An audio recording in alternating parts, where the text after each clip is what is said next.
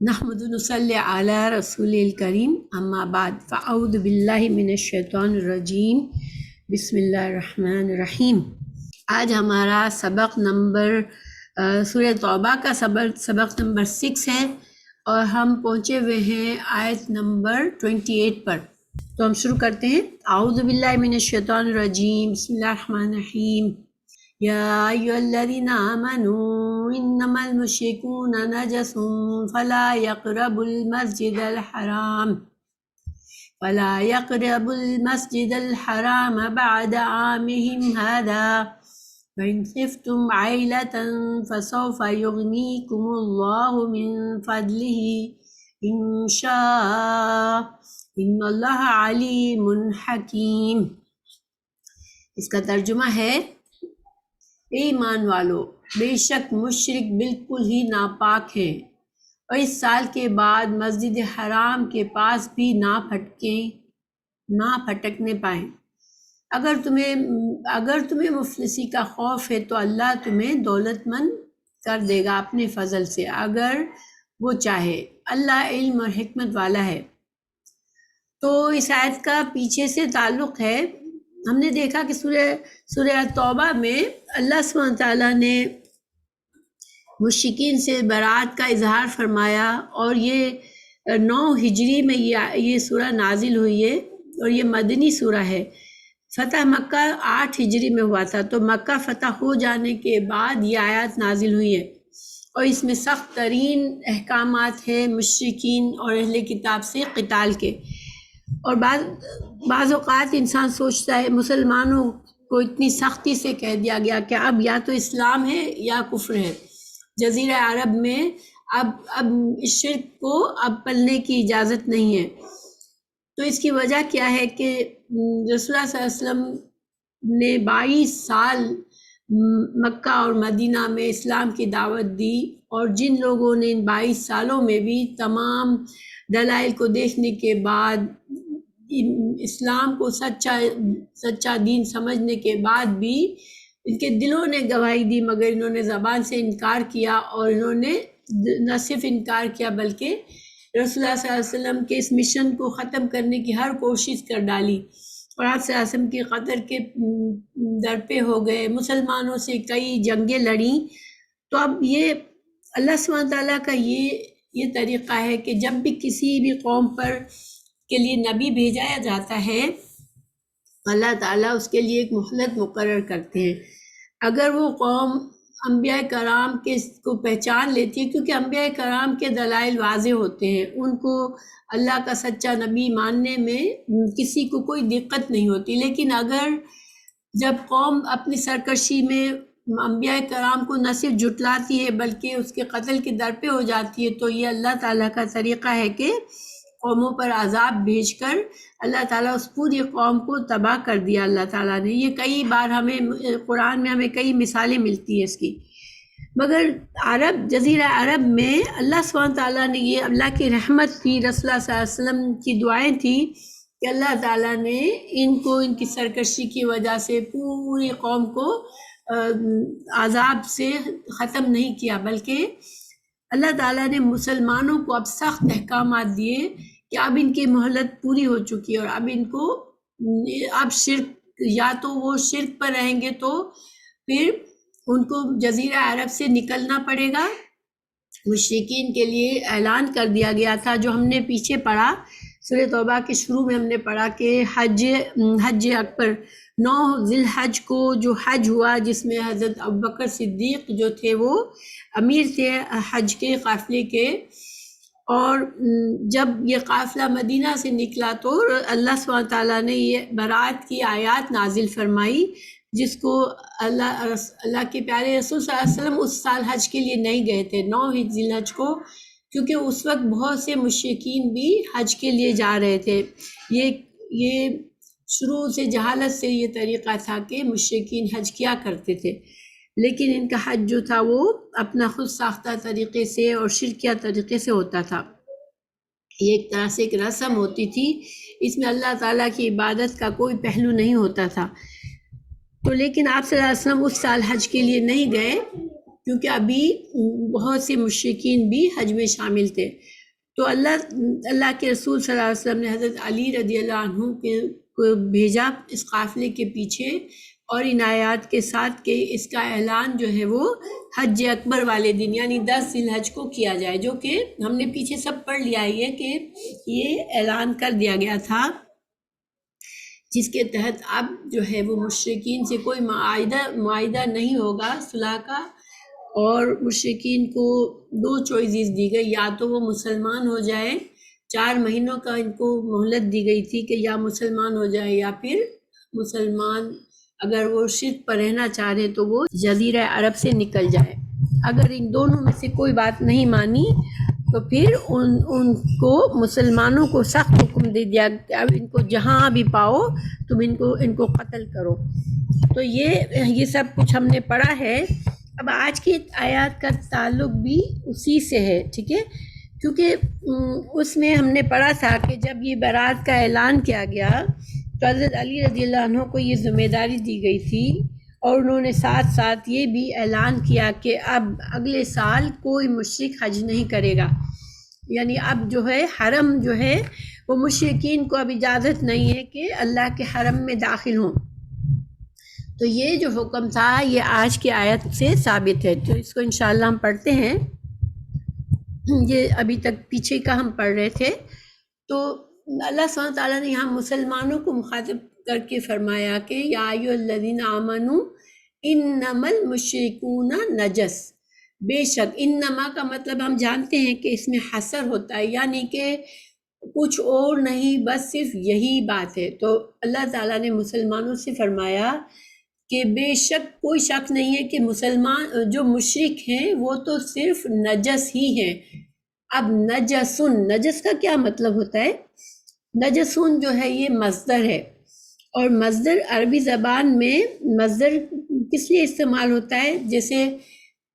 علم حاصل کرنا، کھانا کھانا، یعنی کسی کام کا نام ہوتا ہے وہ، تو نجس ہونا، ٹھیک ہے، اس کا مطلب کیا ہے؟ نجس ہونا۔ لیکن اگر ہم کسی کو جیسے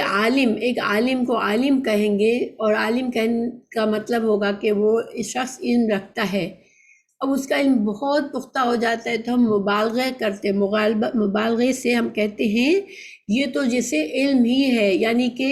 اس کا علم اتنا ہے کہ یہ پورا جیسے سراپا علم ہے، ٹھیک ہے۔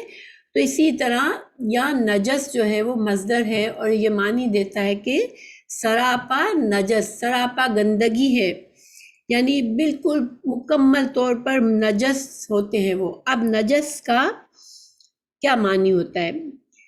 تو دیکھیں نجس کا جو لغوی معنی ہے وہ ہے، نجس کا معنی ہوتا ہے ناپاک ہونا، گندا ہونا، پلید ہونا، ٹھیک ہے، پلیدی۔ لیکن یہ 2 طرح سے ہوتی ہے، ایک نجس ہے مادی یا حصی گندگی، یعنی ایک ایسی گندگی جو ہمیں نظر آتی ہو، اگر ہم اس کو چھو لیں تو ہمارے ہاتھ گندے ہو جائیں، تو وہ جو ہوتی ہے وہ مادی یا حصی گندگی ہوتی ہے، نجاست ہوتی ہے۔ لیکن ایک گندگی ہوتی ہے معنوی گندگی، ٹھیک ہے، یعنی کہ بظاہر ہمیں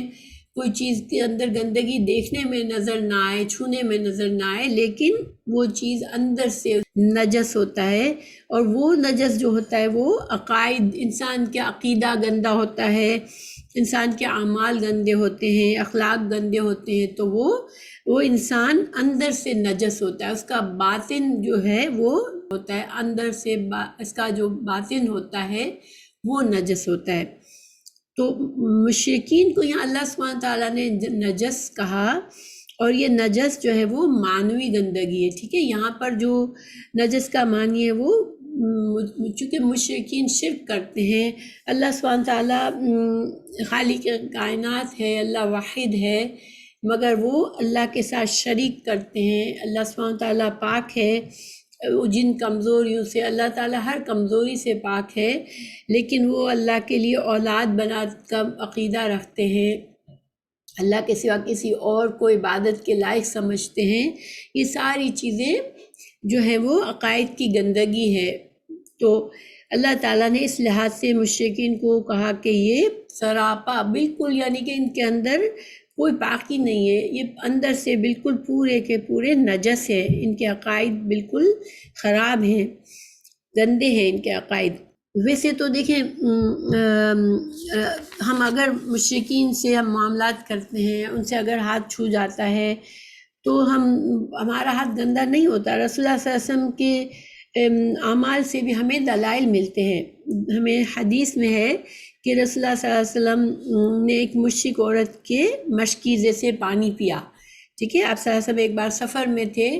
اور پانی کہیں نہیں مل رہا تھا، ایسے میں ایک مشرک عورت جو ہے وہ پانی کے مشکیزے لے کے گزری اور آپ صلی اللہ علیہ وسلم نے اس مشکیزے سے پانی پیا تھا۔ تو یہ بخاری کی حدیث ہے 3571۔ اسی طرح خیبر کی جب فتح ہوئی تھی تو یہودیوں نے رسول اللہ صلی اللہ علیہ وسلم کی دعوت کی تھی اور آپ صلی اللہ علیہ وسلم نے اس دعوت کو قبول فرمایا تھا، یہ بھی بخاری کی حدیث ہے 2617۔ تو ان چیزوں سے ہمیں پتہ چلتا ہے کہ یہ دلائل ہے کہ مشرک جو ہے وہ بظاہر جیسے اس کے جسم کو ہاتھ لگنے سے، چھونے سے، ان کے ہاتھ میں اگر کوئی چیز ہو اس کو ہم لیں تو ہمارے اوپر گندگی نہیں آتی، لیکن اصل میں دیکھیں اگر ہم غور کریں تو اس کے باوجود جو ہے وہ مشرک بظاہر یہاں پر تو جسمانی گندگی کے لیے نہیں استعمال ہوا، لیکن اگر ہم دیکھیں اسلام کی شریعت نے ہمیں جو احکامات دیے ہیں طہارت کے، ایک مسلمان جو ہے وہ استنجا کرتا ہے، غسل جنابت کرتا ہے، زیر ناف کی صفائی کرتا ہے، تو یہ ساری چیزوں کے جو ہے وہ مشرکوں میں نہیں ہوتی، اور وہ خنزیر کا گوشت کھاتے ہیں، شراب پیتے ہیں، زنا کرنا ان کے لیے عام ہے، زنا کا کوئی گناہ نہیں ہے ان کے لیے۔ تو یہ ساری نجاستیں ہیں، یہ ساری ایسے اعمال ہیں جو کہ انسان کو اندر اور باہر سے گندا کر دیتی ہیں۔ تو دیکھا جائے تو ان کی اور عام طور پر ان کی جو روش ہوتی ہے وہ مسلمان کو اللہ تعالیٰ نے اچھا اخلاق، اچھی طہارت کا حکم دیا، لیکن ان کے اندر یہ ساری چیزیں نہیں ہوتی۔ تو دیکھا جائے تو ان کے ساتھ بہت زیادہ اٹھنا بیٹھنا، ان کے ساتھ بہت زیادہ قریبی تعلق رکھنا، تو گویا کہیں نہ کہیں سے ہمارے اندر ان کی گندگی آ سکتی ہے، ٹھیک ہے۔ تو یہی وجہ ہے کہ جب ایک کافر مسلمان ہوتا ہے تو اس کو سب سے پہلے غسل کرنے کا حکم دیا جاتا ہے، غسل کی تاکید کی جاتی ہے اس کو، اور پھر وہ کلمہ پڑھ کر اسلام میں داخل ہوتا ہے۔ اب اللہ سبحانہ تعالیٰ نے اس میں کہا، اس آیت میں مشرکوں کو نجس قرار دیا اور حکم کیا دیا، فلا تقربوا المسجد الحرام بعد عامہم ھذا، تو نہ قریب جائیں مسجد حرام کے اس سال کے بعد۔ اب دیکھیں قریب جانا یعنی اللہ تعالیٰ نے یہ نہیں فرمایا کہ وہ مسجد حرام میں نہ داخل ہوں، بلکہ کیا فرمایا کہ اس کے قریب بھی نہ جائیں۔ اس وجہ سے علماء نے یہ مطلب لیا کہ پورا حرم جو ہے، پورا مکہ جو ہے، اس میں مشرکین کا داخلہ ممنوع ہے، اور یہ اس کی حرمت جو ہے وہ اس آیت کے ساتھ ثابت ہوتی ہے کہ مشرک جو ہے وہ حرم میں، مکہ میں داخل نہیں ہو سکتے۔ لیکن یہ جو ہے عام، یہ ہر مسجد کے لیے حکم نہیں ہے مشرکین کا، ٹھیک ہے، یہ صرف حرم کی مسجد حرام کے لیے ہے، کیونکہ ہمیں دلائل ملتے ہیں کہ رسول اللہ صلی اللہ علیہ وسلم نے مسجد نبوی میں بعض اوقات مشرکین کو بھی آنے کی اجازت دی، اور بعض اوقات وفود آتے تھے جو شرک کی حالت میں ہوتے تھے، پھر مسلمان ہوتے تھے۔ اسی طرح ایک حدیث سے ہمیں ایک مشہور واقعہ ہے حضرت ثمامہ رضی اللہ عنہ کا، یہ ایک سردار تھے، بہت ہی اسٹرانگ قبیلہ تھا ان کا، اور یہ مسلمانوں کے سخت دشمن تھے، مگر اتفاق سے اللہ تعالیٰ نے ان کو مسلمانوں کے قید میں کر دیا، تو پکڑے گئے یہ، اور وہ اکیلے تھے اس وقت، تو ان کو رسول اللہ صلی اللہ علیہ وسلم نے بجائے اس کے کہ اس کو سزا دیتے، اس کے بڑے بڑے جرائم کی سزا دینے کے بجائے آپ صلی اللہ علیہ وسلم نے اس کو ایک ستون سے باندھ دیا تھا مسجد نبوی کے، اور اس کو 3 دن تک، شاید 3 دن تک باندھ کے رکھا گیا۔ ان 3 دنوں میں اس نے اسلام کے طریقے دیکھے، قرآن کی تلاوت ہوتی تھی، مسجد میں نمازیں ہوتی تھی، تو یہ ساری چیزوں کو وہ دیکھ رہے تھے، مسلمانوں کے طور طریقوں کو دیکھ رہے تھے، اور آپ صلی اللہ علیہ وسلم ہر روز اس سے پوچھتے کہ ثمامہ تمہارے ساتھ کیا کرنا چاہیے، تم کیا سمجھتے ہو کہ تمہارے ساتھ کیا کرنا چاہیے، اور وہ ہر دفعہ کہتا کہ آپ اگر مجھے قتل کر دے تو آپ حق پر ہوں گے، لیکن اگر آپ میرے ساتھ احسان کریں گے تو میں احسان کو بھولنے والا نہیں ہوں۔ تو پھر تیسرے دن آپ صلی اللہ علیہ وسلم نے ان کو اجازت دے دی تھی، ان کو آزاد کر دیا، اور وہ پھر چلے گئے، پھر غسل کر کے آئے اور مسلمان ہو گئے تھے۔ یہ ایک بس واقعہ تھا سائڈ کا، تو میں نے آپ کو بتا دیا۔ تو گویا کہ مسجد کا جو حکم ہے کہ مسجد میں مشرک نہیں جا سکتے، وہ صرف مسجد حرام کا حکم ہے۔ پھر اللہ تعالیٰ آگے فرما رہے ہیں وَإِنْ خِفْتُمْ عَيْلَةً فَسَوْفَ يُغْنِيكُمُ اللَّهُ مِنْ فَضْلِهِ إِنْ شَاءَ۔ اب اللہ تعالیٰ مسلمانوں کو خطاب کر کے فرما رہے ہیں کہ اگر تم کو یہ ڈر ہے کہ اگر مشرکین کو نکال دیا جائے گا، مشرکین کو مکہ میں آنے کی اجازت نہیں ہوگی، حرم شریف میں نہیں آئیں گے وہ، تو پھر ہم پر فقر نہ آ جائے۔ یعنی کہ آپ کو جیسے کہ پتہ ہے کہ سالہ سال سے یہ ایک ان کی رسم تھی یا ان کے کلچر میں تھا کہ حج کے لیے آتے تھے، حج کے موسم میں بہت جگہوں سے مشرک آتے تھے، پھر وہ تجارت کا مال لے کر آتے تھے، اور مکہ میں بڑے بڑے بازار تھے جس سے مکہ والوں کو بہت سارے فائدے تھے، خرید و فروخت کے، تجارت کے، بہت سا نفع ملتا تھا ان کو ان کے حج پر آنے کی وجہ سے۔ تو اب اگر ایک دم سے سارے مشرکین کو اب مکہ میں نہیں آئیں گے، تو اگر اللہ سبحانہ تعالیٰ نے، چونکہ اللہ تعالیٰ عالم الغیب ہے، دلوں کے حال جانتے ہیں، تو اللہ تعالیٰ نے مسلمانوں کے دلوں میں اگر تھوڑا سا بھی خدشہ تھا کہ ان کے دلوں میں کچھ مسلمانوں کے دلوں میں اگر یہ خوف آتا ہے، تو اللہ تعالیٰ نے اس کی وضاحت فرما دی کہ خوف کی ضرورت نہیں ہے، اللہ تعالیٰ تم کو غنی کر دے گا، اللہ تعالیٰ اپنے فضل سے تم کو غنی کر دے گا، تم کو مشرکین کی آمدنی کی، مشرکین کی تجارت کی ضرورت نہیں ہے۔ اور اللہ تعالیٰ نے آخر میں فرمایا ان اللہ علیم حکیم۔ یہ آیت کا ٹکڑا یہ ہمیں بتاتا ہے کہ اللہ سبحانہ تعالیٰ کا ہر فیصلہ علم اور حکمت کی بنا پر ہوتا ہے، اور اللہ تعالیٰ انسان کے دلوں کے حال جانتا ہے۔ اگر اس میں ایک مسلمانوں کے لیے اشارہ ہے کہ اگر تم نے اپنے دلوں میں اخلاص کیا، اللہ کے اس حکم کو پورے اخلاص سے مانا، اور اپنے دل سے ہر خوف نکال دیا، اللہ پر توکل کیا، تو اللہ تمہاری اس اخلاص کو جان لے گا، اور اللہ کے فیصلے حکمت کی بنا پر ہوتے ہیں، اور اللہ کے ہر فیصلے میں انسانوں مسلمانوں کے لیے فائدے ہوتے ہیں۔ تو یہی ہوا، دیکھیں اللہ تعالیٰ نے بہت جلد، اور مسلمان جو ہے اس حکم پر پکے ہو گئے۔ جس طرح ہم نے پچھلے، آپ لوگوں کو کسی کو یاد ہو کہ پچھلے اسباق میں جب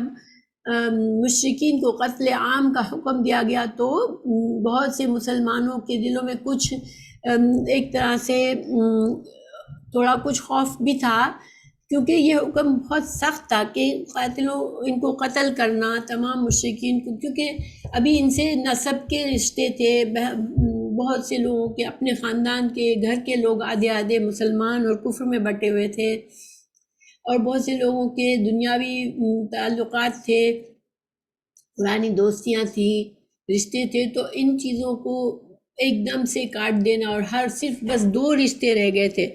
جب برات کا قانون آیا تو یا تو اسلام کی بیس پر بھائی ہیں، اور اگر کافر ہے تو دشمن ہے، اس کو قتل کرنا ہے۔ تو یہ حکم سخت تھا، مگر اللہ تعالیٰ نے بہت سے حکمتیں بتائی تھی پچھلی آیات میں، اور آہستہ آہستہ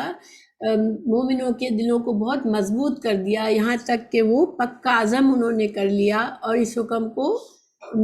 پورے اللہ سبحانہ تعالیٰ کے، اور ویسے بھی صحابہ کرام کا طریقہ یہ تھا سمعنا واطعنا، کہ وہ اللہ تعالیٰ کے ہر حکم کو فوراً سے اس پر عمل کرتے تھے۔ لیکن اگر کچھ مسلمانوں کے دلوں میں کچھ تھوڑا سا بھی، اگر ان کے دلوں میں تھوڑی سی بھی ہچکچاہٹ تھی ان سخت احکامات پر عمل کرنے کے لیے، تو اللہ تعالیٰ نے ان کے دلوں کو سکون دے دیا اور ان کے دلوں کو مضبوط کر دیا۔ اور دیکھیں حکمت کیا تھی اللہ تعالیٰ کے اس طرح سے فیصلہ کرنے میں، کہ جو ڈر تھا لوگوں کو کہ جنگ ایک قتل عام ہو جائے گا، ایک یعنی کہ عرب میں خانہ جنگی ہو جائے گی، ہر طرف جو ہے وہ قتل و قتال ہوگا، ہر طرف جو ہے وہ امن ختم ہو جائے گا. لیکن اللہ تعالیٰ نے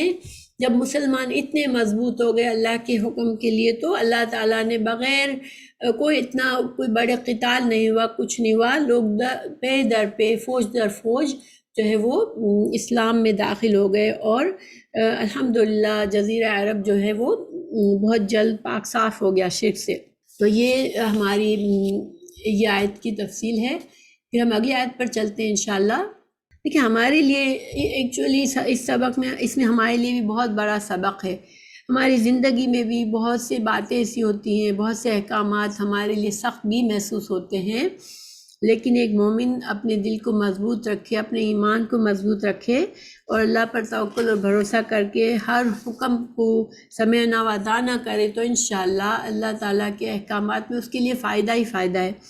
بعض اوقات جیسے مثال کے طور پر سود پر کوئی لین دین کرنا، یا ایسے کاروبار کے لیے پیسوں کی ضرورت ہے، تو اب انسان سوچتا ہے میں کیا کروں، مجھے سود لیے بغیر کوئی میرے لیے گزارا نہیں ہے، یا کوئی بھی حرام کام اس وجہ سے کرتا ہے کہ میں مجبور ہوں، میں کیا کروں. اس کے بجائے اگر انسان اپنا توکل اور بھروسہ اللہ پر کرتا ہے تو اللہ تعالیٰ اس کے لیے آسانیاں فرما دیتے ہیں. تو اللہ سبحانہ تعالیٰ ہمیں اپنے ہر اپنا مکمل فرما برداری عطا کرے اور ہمیں توکل کرنے والا بنائے. اب اگلی آیت پر چلتے ہیں. قاتل الذین لا یؤمنون باللہ ولا بالیوم الآخر ولا یحرمون ما حرم اللہ ورسولہ ولا یدینون دین الحق من الذین اوتوا الکتاب حتی یؤتوا الجزیۃ عن ید وہم صاغرون. اب پچھلا حکم جو تھا وہ کس کے لیے تھا؟ مشرکین کے لیے تھا. اب جو ہے اہل کتاب، اس وقت کے اہل کتاب کے لیے اب یہ حکم آیا ہے. آپ کو پتہ ہے کہ رسول اللہ صلی اللہ علیہ وسلم جب مدینہ میں آئے تو آپ صلی اللہ علیہ وسلم کے لیے جو دین کے دشمنوں میں کون کون تھے؟ ایک تو مشرکین تھے اور ایک اہل کتاب تھے. تو مشرکین کا معاملہ جب تمام احکامات مشرکین کے بارے میں دے دیے گئے، تو اب اللہ سبحانہ تعالیٰ نے اہل کتاب، اس وقت اہل کتاب کے ساتھ اب کیا کرنا ہے، کیونکہ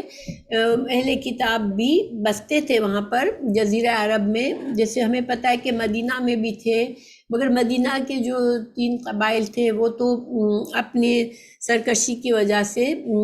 2 کو جلاوطن کیا گیا تھا، اور ایک کے مردوں کو قتل کر کے عورتوں اور بچوں کو غلام بنایا گیا تھا. جو یہ ساری تفصیلات ہم سیرت میں پڑھتے ہیں، اور ہم لوگ قرآن میں بھی الحمدللہ ہم نے اب تک پڑھ لی ہے. تو لیکن ابھی وہ خیبر میں بسے ہوئے تھے. جو مدینہ سے نکالے گئے تھے یہودی، وہ خیبر میں بسے ہوئے تھے، اور جزیرہ عرب میں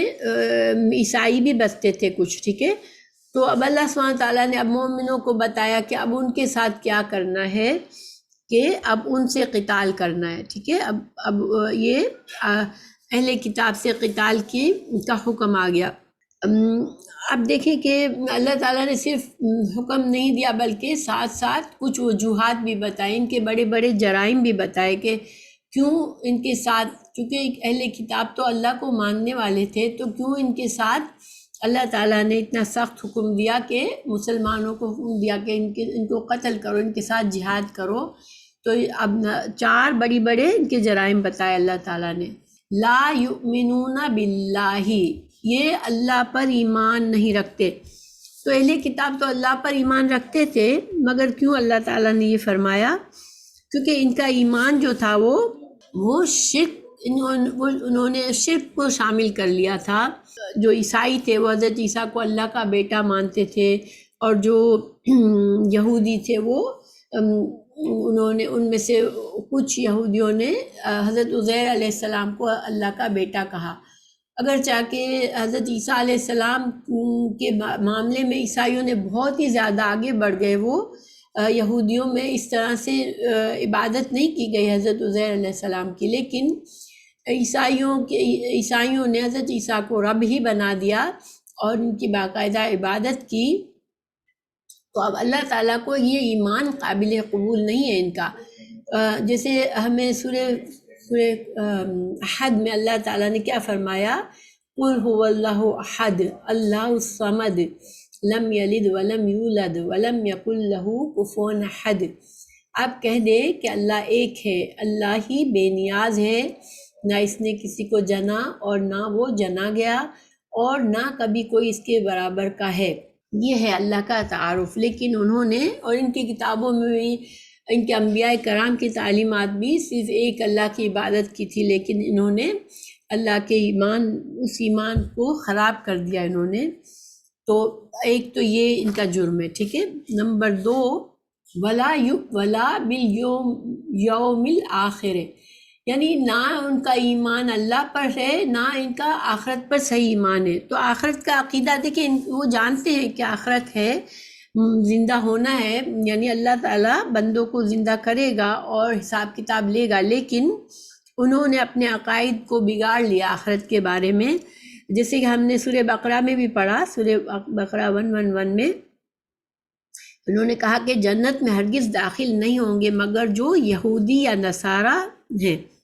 تو گویا کہ انہوں نے جنت کا جو داخلہ تھا وہ صرف نسب کی بنا پر بنا لیا، کہ جس گھر میں انسان پیدا ہو گیا وہی چیز ایک کافی ہے کہ انسان جنت میں جائے گا. اور یہ اللہ تعالیٰ کے عدل اور انصاف کے خلاف ہے. اللہ سبحانہ تعالیٰ نسب کو نہیں دیکھتا، انسان کے نسب کو نہیں دیکھتا، کیونکہ وہ تو اللہ ہی نے پیدا کیا ہے. جس گھر میں کون سا بچہ کس گھر میں پیدا ہوتا ہے یہ اللہ کے فیصلے ہیں. تو اگر اللہ سبحانہ تعالیٰ اس کو ہی ذریعہ بنا دے جنت کے لیے تو یہ تو اللہ سبحانہ تعالیٰ کے عدل انصاف اور قانون نے جزا اور سزا کو مذاق بنانا ہے. تو انہوں نے آخرت کے عقیدے کو مذاق بنایا اور اپنی طرف سے یہ باتیں گھڑ لی. دوسرا انہوں نے کہا کہ سورہ بقرہ ہی کی آیت نمبر 80 میں اللہ تعالیٰ نے فرمایا، انہوں نے کہا لن تمسنا النار الا ایاما معدودہ، کہ یہود نے کہا کہ ہم کو تو آگ نہیں چھوئے گی سوائے چند دنوں کے. تو یہ عقیدہ جو تھا ان کے بہت ان کو گمراہ کرنے والا تھا، کیونکہ پھر انہوں نے عمل سے بیگانہ ہو گئے کہ ان کو عمل کی ضرورت ہی نہیں ہے، اللہ کی فرما برداری کی ضرورت ہی نہیں ہے. جب یہ یہود کے گھر میں پیدا ہو گئے تو اب ان کو صرف اگر زیادہ سے زیادہ آگ چھوئے گی جہنم کی تو چند دن کے لیے چھوئے گی، پھر وہ ہمیشہ کی جنت میں جائیں گے. اور یہ جو ہے اس طرح سے انسان اگر سوچتا ہے تو وہ گمراہ ہوتا ہے، پھر اس کو اس کا ایمان اور اعمال کی فکر نہیں رہتی. اور مسلمانوں نے بھی دیکھیں، آج مسلمانوں میں کتنے مسلمان ہیں جو سمجھتے ہیں کہ ہم رسول اللہ صلی اللہ علیہ وسلم کی امت میں سے، اس لیے جنت ہمارے لیے ہے. مگر دیکھیں بہت سے مسلمان بھی جہنم میں جائیں گے. ہمیں قرآن اور حدیث سے پتہ چلتا ہے کہ اللہ سبحانہ تعالیٰ بہت جس کو چاہے پاک کر دے گناہوں سے اور جنت میں ڈالے. جنت اللہ کی رحمت ہے. لیکن اگر جو انسان دنیا میں اس طرح عقیدہ کر کے زندہ رہتا ہے کہ مجھے صرف کچھ دنوں تھوڑا سا سزا ملنے کے بعد میں جنت میں چلا جاؤں گا اور پھر میں دنیا میں جو چاہوں کر لوں، تو یہ بہت ہی زیادہ گمراہ عقیدہ ہے. تو آخرت کے بارے میں ان کے عقائد صحیح نہیں تھے، اس لیے اللہ تعالیٰ نے فرمایا کہ ان کا ایمان آخرت کے بارے میں نہ ہونے کے برابر ہی تھا. پھر اگلا جرم ان کا کیا تھا، وَلَا يُحَرِّمُونَ مَا حَرَّمَ اللَّهُ وَرَسُولُهُ. اللہ سبحانہ تعالیٰ نے اور اللہ کے رسول صلی اللہ علیہ وسلم نے جو حرام حلال کے قانون بتائے، تو رسول اللہ صلی اللہ علیہ وسلم کے تو حرام کو حرام بتانے کا ان کے اوپر کوئی اثر تھا ہی نہیں ویسے بھی، کیونکہ آپ صلی اللہ علیہ وسلم کو تو انہوں نے سچا نبی مانا ہی نہیں، آپ کی رسالت کو قبول ہی نہیں کیا، تو پھر آپ کی فرما برداری کو بھی قبول نہیں کیا. لیکن اللہ تعالیٰ نے جو ان کی کتابوں میں جو چیزیں حرام ان کے لیے کی تھی، انہوں نے اس میں بھی ان کے علماء نے تحریف کی کتابوں میں، اور عام لوگوں نے اندھی تقلید کی علماء کی، اور وہ ان کے علماء نے جو ان کو حرام یا حلال بتا دیا بس اس کو قبول کر لیا، اور اللہ سبحانہ تعالیٰ کی طرف سے جو احکامات تھے ان کو یا ان کے رسولوں کی تعلیمات کو انہوں نے نظر انداز کر دیا. اس وجہ سے اللہ تعالیٰ نے فرمایا کہ انہوں نے اللہ کے حرام کو، اللہ اور اللہ کے رسول صلی اللہ علیہ وسلم کے حرام کردہ چیزوں کو حرام ہی نہیں سمجھا. دیکھیں مثال کے طور پر رسول اللہ صلی اللہ علیہ وسلم کے زمانے میں بھی، حالانکہ 1400 سال پہلے کی باتیں ان کی کتابوں میں ابھی بہت سے احکامات جو تھے وہ صحیح حالت میں تھے، لیکن اس کے باوجود وہ سود کو لینا جائز سمجھتے تھے، رشوت حرام کھانا اختیار کر رکھا تھا۔ تو یہ سارے گناہ اس وقت بھی ان کے اندر عام تھے، کیونکہ اللہ تعالیٰ نے قرآن میں نازل فرمایا، سورہ النساء آیت 161 میں فرمایا وَأَخْذِهِمُ الرِّبَا وَقَدْ نُهُوا عَنْهُ وَأَكْلِهِمْ أَمْوَالَ النَّاسِ بِالْبَاطِلِ، کہ اللہ تعالیٰ نے ان پر لعنت کی گئی، اور لعنت کا سبب اللہ نے کیا بتایا کہ وہ سود لیتے تھے، حالانکہ انہیں اس سے منع کیا گیا تھا، اور لوگوں کا مال باطل طریقے سے کھاتے تھے، اور یہ چیزیں ان چیزوں کی وجہ سے ان پر اللہ کی لعنت ہوئی۔ اب یہاں پر دیکھیں کہ اللہ سبحانہ تعالیٰ نے ان کے یہاں پر صرف تشریح ایک طرح سے مختصر طور پر یہ 4 جرائم بڑے بڑے بتائے ہیں، لیکن اگلی 2 آیات میں ان کی مزید تفصیلات اللہ نے بتائی ہے، تو یہ انشاءاللہ ہم پڑھیں گے ابھی۔ لیکن اس آیت سے ہمیں کیا پتہ چلتا ہے کہ اللہ تعالیٰ نے جس طرح مشرکین کو 2 چوائسز دی تھی، یا تو مسلمان ہو جائے یا ان کو قتل کیا جائے گا، لیکن یہ چیز یہودیوں اور نصارہ کے لیے نہیں کی، بلکہ اللہ تعالیٰ نے کیا فرمایا کہ تم ان سے قتال کرو یہاں تک کہ حتی یؤتوا الجزیہ عن ید، کہ اگر وہ ان کے پاس ان کو 2 چوائسز ہیں۔ کیا چوائس ہیں؟ کہ یا تو وہ مسلمان ہو جائیں، نمبر 1، ٹھیک ہے، تو پھر تو مسلمان ہو گئے، مسلمانوں کے بھائی ہو گئے، ان کو ساری نعمتیں مسلمانوں کو جو حاصل ہے وہ حاصل ہے ان کو، بلکہ ان کو دوہرا اجر ہے کہ اسلام میں آنے کا۔ لیکن اگر وہ نہیں ماننا چاہتے، اپنے دین پر رہنا چاہتے ہیں، تو پھر کیسے رہ سکتے ہیں کہ وہ مسلمانوں کو جزیہ دے، یعنی کہ جو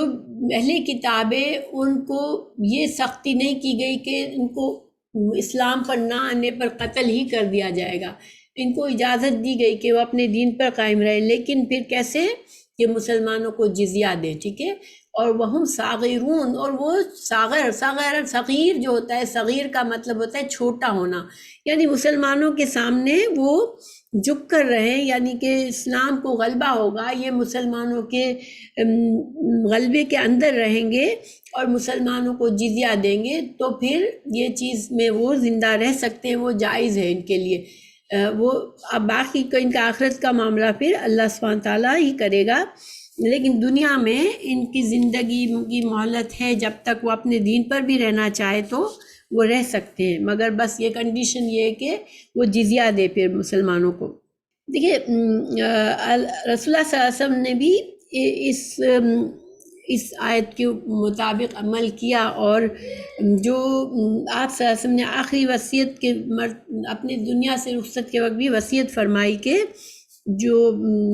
بھی اہل کتابیں اب ان کو جزیرہ عرب سے نکال دیا جائے گا۔ جزیرہ عرب میں وہ نہیں رہ سکتے تھے، وہ مسلمانوں کی سلطنت خلیفہ راشدہ کے وقت میں روم اور فارس تک پہنچ گئی، دنیا میں پھیل گئی، تو وہ دنیا کے مختلف حصوں میں رہ سکتے تھے، مگر وہ مسلمانوں کو جزیہ دے کر رہیں گے۔ اور یہی ہوا حضرت عمر فاروق کے زمانے میں، جزیرہ عرب میں تو ان کو اجازت نہیں تھی، لیکن ان کو حضرت عمر نے خیبر سے بھی ان کو نکال دیا تھا، جو کہ رسول اللہ صلی اللہ علیہ وسلم کے زمانے میں جب ان کو جلاوطن کیا تھا مدینے سے، تو وہ خیبر میں بس گئے تھے، لیکن حضرت عمر رضی اللہ عنہ نے رسول اللہ صلی اللہ علیہ وسلم کی وصیت کے مطابق ان کو خیبر سے بھی نکال دیا تھا۔ لیکن جب مسلمانوں کی سلطنت روم اور فارس تک پھیل گئی، دنیا کے دوسرے حصوں میں پھیل گئی، تو ان کو کوئی زبردستی پھر نہیں تھی کہ وہ مسلمان ہو جائے، لیکن وہ جزیہ دینا ان پر فرض تھا۔ تو یہ اس آیت کی تفسیر ہے۔ اب اگلی آیت جو ہے وہ اللہ تعالیٰ نے ایک طرح سے مزید انہی 4 باتوں کی مزید وضاحت فرمائی ہے۔ اللہ تعالیٰ نے فرمایا وقالت اليہود عزیر ابن اللہ وقالت النصارى المسیح ابن اللہ ذلك قولهم بافواہہم یضاہئون قول الذین کفروا من قبل قاتلهم اللہ انا یؤفکون۔ اللہ تعالیٰ نے فرمایا کہ یہود کہتے ہیں کہ عزیر اللہ کا بیٹا ہے، اور نصرانی کہتے ہیں مسیح اللہ کا بیٹا ہے، یہ قول صرف ان کے منہ کی بات ہے۔ اگلے منکروں کی بات کی یہ بھی نقل کرتے ہیں، یعنی جو مشرکین تھے، جو پہلے شرک کرتے تھے، جو بت پرست تھے، تو اہل کتاب ہونے کے باوجود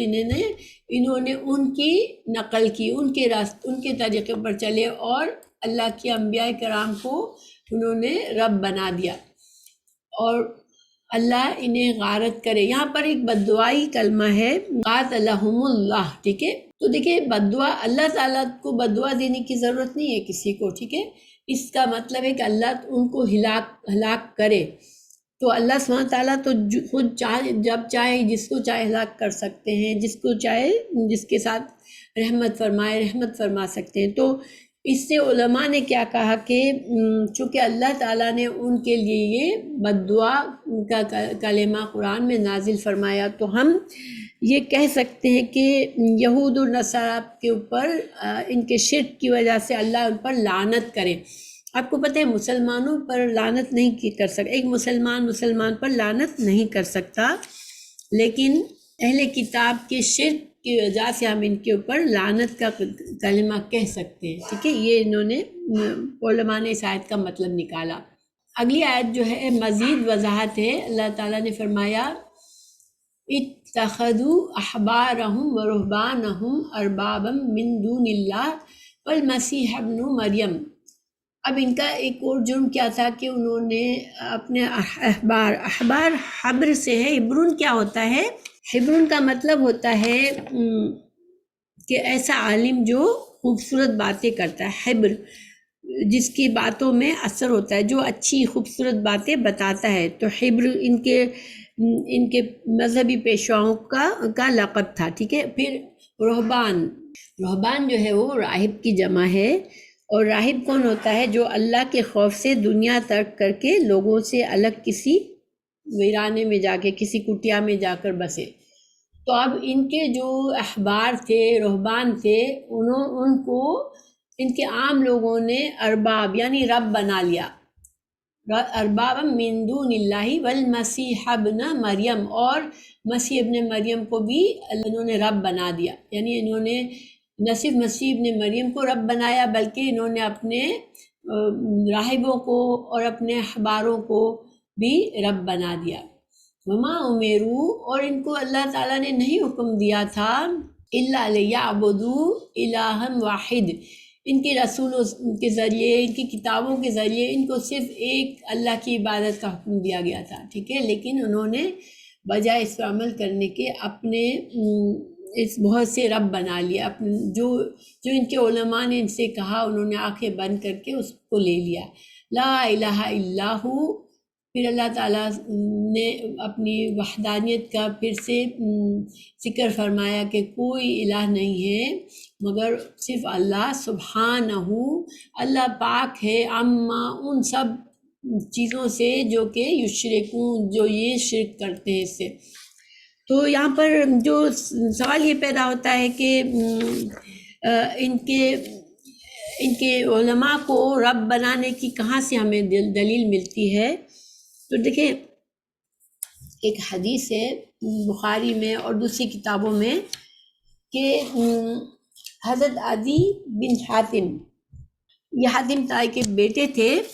اور عیسائیت انہوں نے اختیار کر لی تھی، تو جب رسول اللہ صلی اللہ علیہ وسلم کی دعوت ان کو پہنچی تو وہ ایک طرح سے بھاگ گئے تھے۔ تو پھر جب ان کی بہن نے، مسلمان ہوئی ان کی بہن، اور انہوں نے اس نے اپنے بھائی کو بلایا کہ رسول اللہ صلی اللہ علیہ وسلم جو ہے بہت رحم فرمانے والے ہیں اور تم آ جاؤ۔ تو جب وہ آئے نبی صلی اللہ علیہ وسلم کے پاس، ٹھیک ہے، تو میں یہ پڑھ کے ہی سنا دیتی ہوں۔ عدی جب رسول اللہ صلی اللہ علیہ وسلم کی خدمت میں حاضر ہوئے تو ان کی گردن میں چاندی کی سلیب تھی۔ رسول اللہ صلی اللہ علیہ وسلم نے ان کے سامنے یہ آیات پڑھی، یہی والی، یہ جو ہم ابھی پڑھ رہے ہیں، اتخذوا احبارہم ورہبانہم اربابا من دون اللہ۔ انہوں نے کہا، عدی کہنے لگے، میں نے عرض کی کہ یہ لوگ اپنے علماء اور مشائخ کی عبادت تو نہیں کرتے، یعنی چونکہ وہ عیسائیت میں تھے تو انہوں نے کہا کہ عیسائی جو ہیں وہ اپنے علماء کو رب تو نہیں بناتے، ان کی عبادت تو نہیں کرتے، کیونکہ رب کا مطلب یہ ہوتا ہے جس کی عبادت کی جائے۔ تو آپ صلی اللہ علیہ وسلم نے فرمایا